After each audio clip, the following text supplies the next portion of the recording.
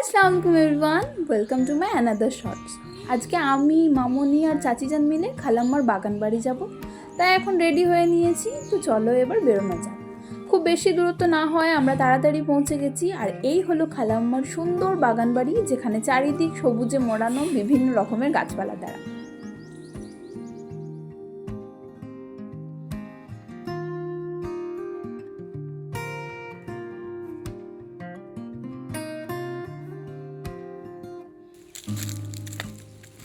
ওই দিকের কাঠগোলাপগুলো সাদা সাদা বড় বড় দেখে।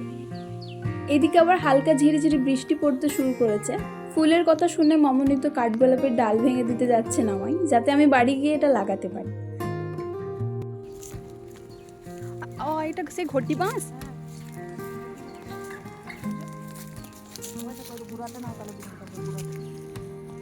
হ্যাঁ, ঘটি বাঁশ।